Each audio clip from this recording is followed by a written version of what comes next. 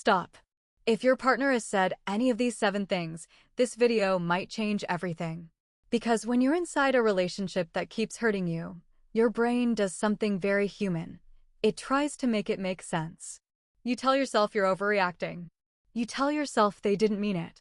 You tell yourself it'll get better. But some words aren't red flags. They're sirens. And here's the most important filter before we start.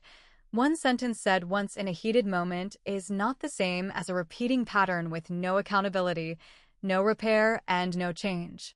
The danger isn't imperfection.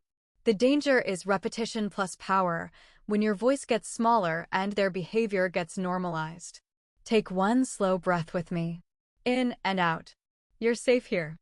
I'm going to share 7 statements that cross the line from "we can work on this" to "this is harming me."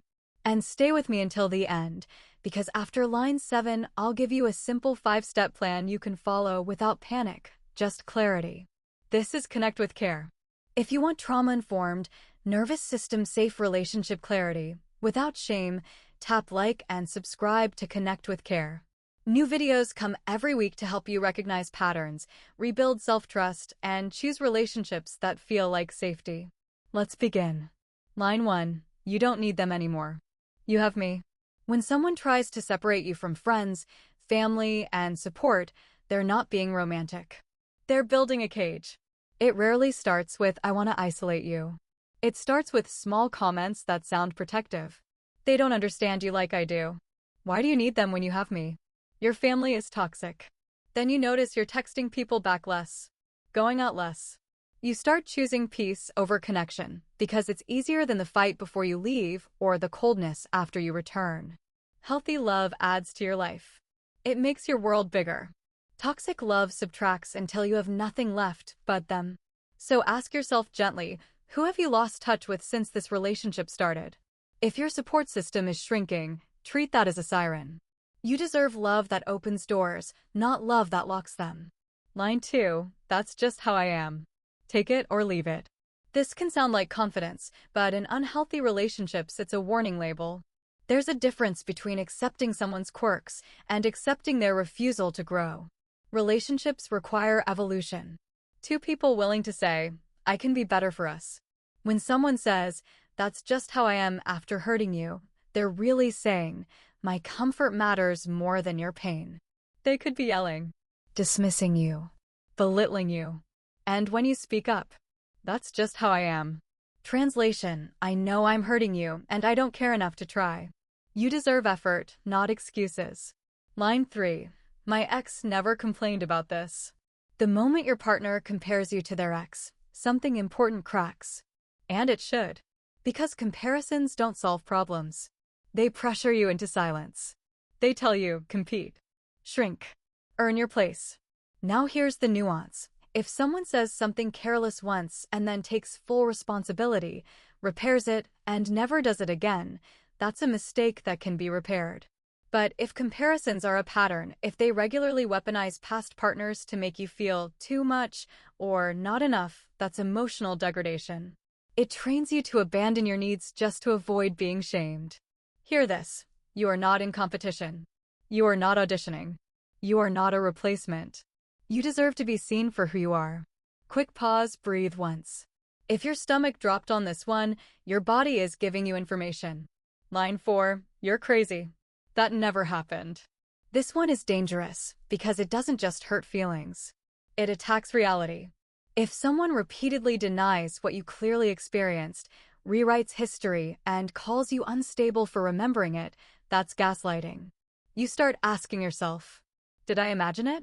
Am I too sensitive? Can I trust my memory at all? Stop. Hand on your chest. Breathe with me. You're not crazy. A safe partner can disagree without erasing you.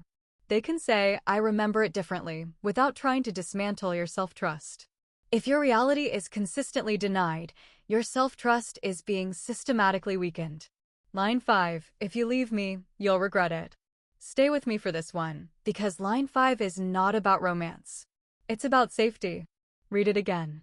This is not love. This is fear wearing love's mask. Whether they threaten to hurt themselves, hurt you, ruin your reputation, or punish you in any way, Threats are an emergency signal. Love doesn't hold you hostage. Love doesn't punish freedom. If you are hearing threats, do not confront alone and do not try to win the argument. Shift into safety mode. Document what you can. Tell someone safe. Create a safety plan. If you share children or finances, get professional guidance for a safer exit. If you are in the United States, the National Domestic Violence Hotline is available at 1-800-799-7233, or you can text START to 88788. If you're outside the U.S., search your local domestic violence hotline, trusted NGO, or emergency number. You are not trapped. There are people who will help. Your safety is non-negotiable. Line 6, you made me do this. No, you didn't. This line removes accountability and puts their choices on your shoulders. You made me yell. You made me cheat. You made me hit you. Listen carefully. You do not control anyone else's behavior. A safe partner owns their actions. They say, I reacted badly. I'm sorry. I'm getting help. I'm changing. An unsafe partner blames you, so you stay trapped in guilt, spending your life trying to be good enough while they keep hurting you. It's not about how good you are. It's about how they choose to treat you. Line 7. You're worthless without me. This is one of the most poisonous lines because it's not just anger. It's strategy. When someone calls you stupid, ugly, unlovable, or lucky they tolerate you, they're trying to shrink you until you feel too small to leave. If they can convince you you're nothing without them, you'll stop imagining a life on the other side. But hear me. You are not worthless. You are not broken. You are not unlovable. You are complete right now, exactly as you are. The right person builds you up. They remind you of your value, especially on hard days.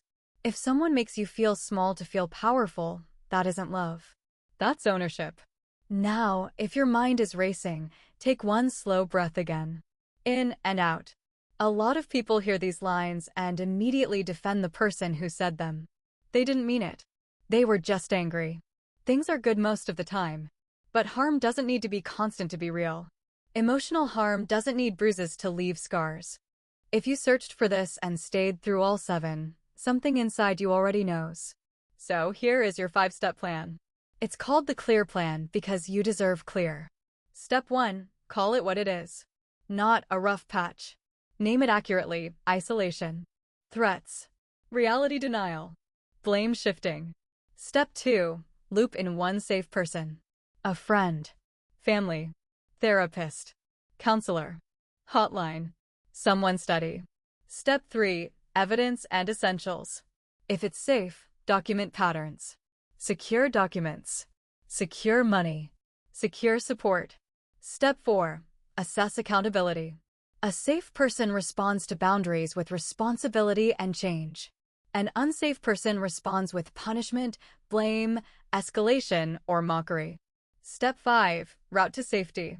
That might be a small exit plan, professional support, or a safe next step. You don't have to do it perfectly. You have to do it safely. If this gave you clarity, share it. Someone in your life might be making excuses right now for words that are quietly eroding their self-trust.